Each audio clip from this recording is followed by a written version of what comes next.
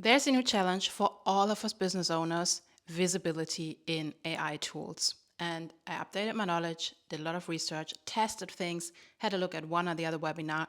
And here I present you now what's important to take care of so you stay visible with your business. To date, can change tomorrow, but here are the important points. Hi, I'm Carolin, Chief Information Security Officer and Tech Founder. I'm building digital businesses for more than 10 years now, like Cyguide.com, where I teach strategic cybersecurity, and many others. And I'm also so curious about the challenges that comes with that and staying visible in times of AI, like that we can still find each other and work together is one of them. So let's have a look at that. And if you like deep dives and behind the scenes like this one, then follow this channel for more weekly inspiration.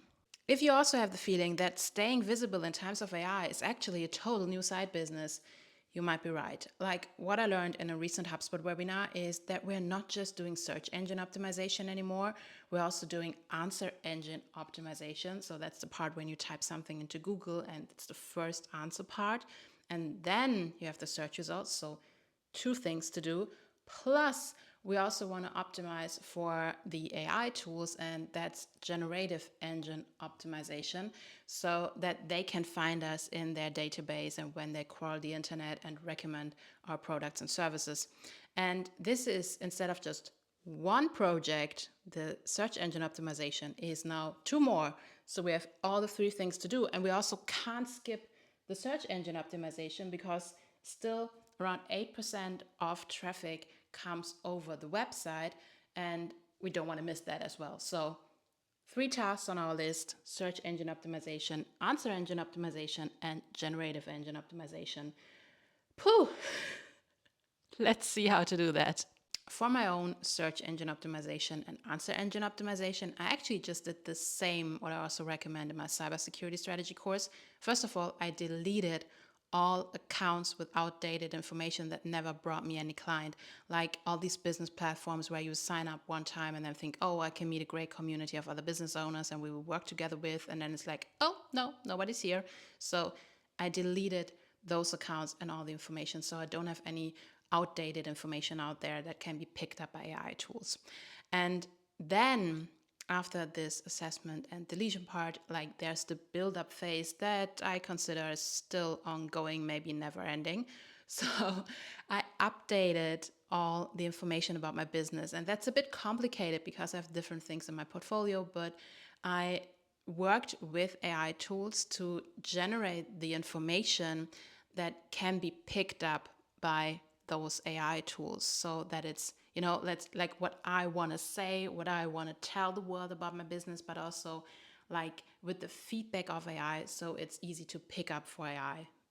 Hope that makes sense for you as well. So you actually discuss your marketing and discuss your pitches and your communication with an AI tool. And in the meantime, I'm a fan of writing the first draft, giving it to the AI tool, getting the feedback, and then writing it in my own words and correcting it like I want to see it. Like in the end, optimizing for people, not for the AI tool in the last step. And somehow this helps with visibility as well. Like people are so like used to sorting out those AI written texts that it's important that in the end, the last version, the final version looks like people written. Keep that in mind. It's important because otherwise you will invest so much time and people will hate this AI written text, and it might be picked up by AI tools, but it's not picked up by people anymore. And then you lose the other side of, what you built over the last years, your community and the people who believe in you and want to work with you and just need another hint or another information. You don't want to get them away from your business because you only optimize for AI.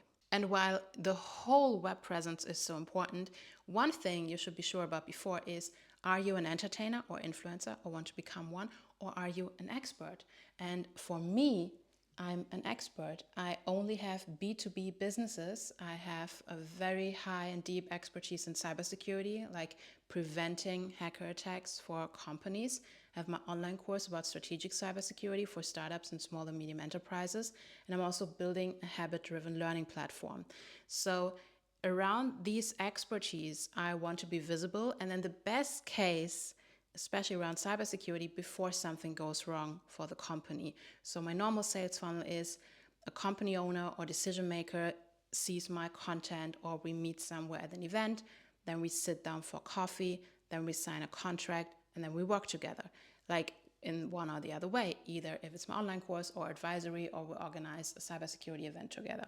Like there are options, but all in this area of cybersecurity and habit-driven learning, and nothing more. I don't sell any $5 products somewhere on the internet and spread them so that I need millions of followers.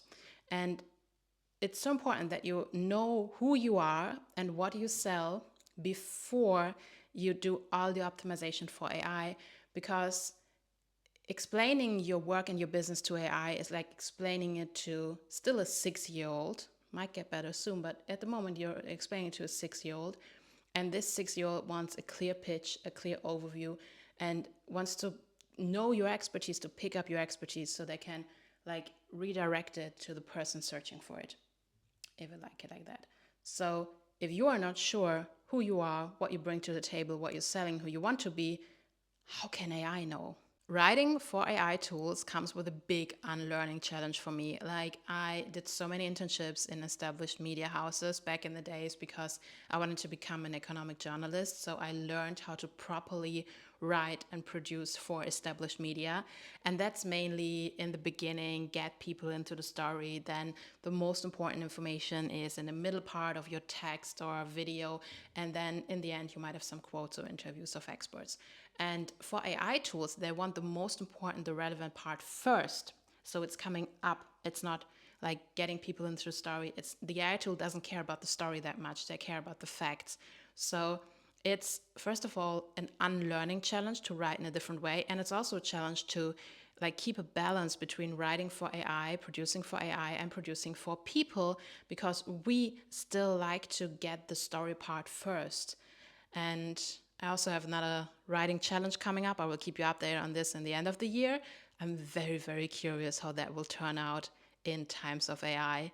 So big unlearning challenge. Maybe you're better off if you never wrote for any journalistic media outlet, but this is definitely another way of writing and producing content these days. And what I also learned, especially around videos, is we are now getting away from having like up-to-date information. We have more evergreen content. And as you see on these social channels, I try to mix it. Like, of course, if there's a new hacker attack, if there's a new cybersecurity AI tool or anything dangerous coming up, I will still keep you updated. I will produce up-to-date videos, and sometimes on weekends, so you know what's going on. But you also see that I have more and more evergreen content that will remain on this channel forever, so that also people and AI tools can get an idea of what I'm doing and what kind of expertise I'm sharing here. So if you like, steal my homework. Hope you don't have this unlearning challenge as well. And yeah, just start producing content about your work, because this is actually what not just the tools, but also we humans like to pick up. One of the biggest assets in my B2B marketing strategy might be my LinkedIn profile. I have nearly 15,000 followers now, but this is not so important because LinkedIn is actually not a social media profile. It's like a professional business card. And the interaction on LinkedIn isn't actually around the posts, especially not in the cybersecurity field, but it's the messages. And I also like to sprinkle call to actions on my posts saying, okay, if you like that, if you want to know more information, send me a message so I see who's interested and I can get into conversations with the people.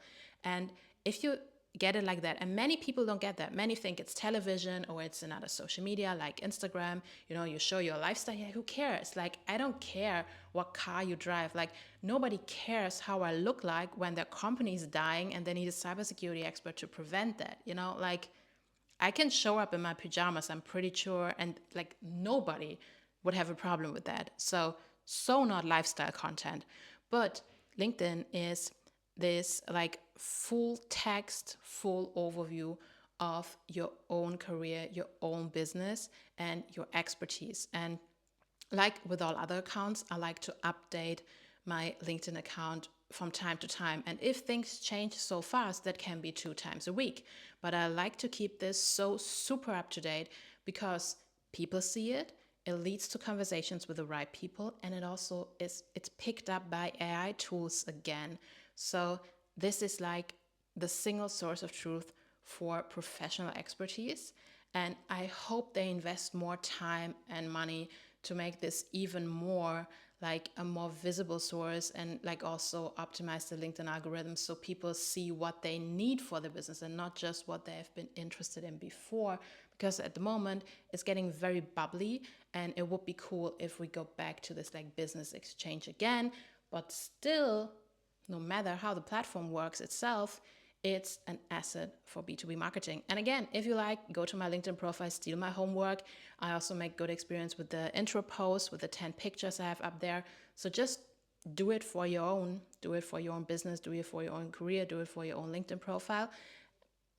It works. So many AI tools are currently advertising with getting your emails right, like doing your cold outreach, doing your marketing emails, and also optimizing your sales funnel and like bringing you the right contacts. But looking back at my experience for more than 10 years in digital business and the time I didn't do anything, but I was sitting down thinking about product architecture and landing page copy and marketing and sales funnels and things like that, and also learning from other experts, I don't think that you get the best results with AI tools. I still think that especially B2B business is people business. And you have to keep in mind that most decision makers, most business owners don't have the time to read all their emails anymore. So you want to catch them somewhere else.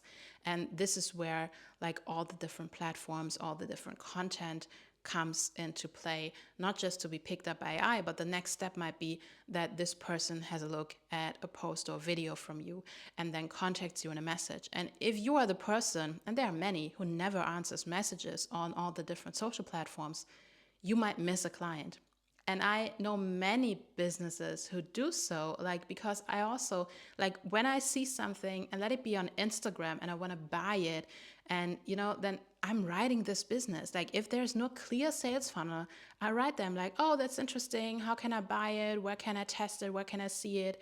And if they never answer, they lose me as their client. So have a look at your messages. Like, let it be on Facebook or Instagram or on X or wherever.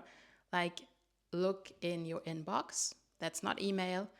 And check how many clients you lost. And then start working with this personal interaction, with these messages, because this is where you actually meet the people that maybe found you in an AI tool, are already a fan of your work and your content, and now want to buy from you, but you might have not picked them up with your clear sales funnel, so they had a question. And this is actually a very good conversation starter for big sales. And keep in mind, attention spans are shrinking also for leaders. So people want quick answers. People want you to pick up their message immediately. Like, don't let anyone wait for a week just because you have a process behind or something. Update your process. Don't let people wait. They might be gone as well. And I think for now, and we are still in the end of May 2026, this is what I'm doing and what I can recommend to you for search engine optimization, for answer engine optimization, for generative engine optimization, and all the things around marketing and sales funnels in my B2B business. And then let's check every other month what changed and where we have to update our processes. But I think when you update your SEO, when you do something for your AEO, and then you do your head start into GEO, you might be more visible than before after seeing this video.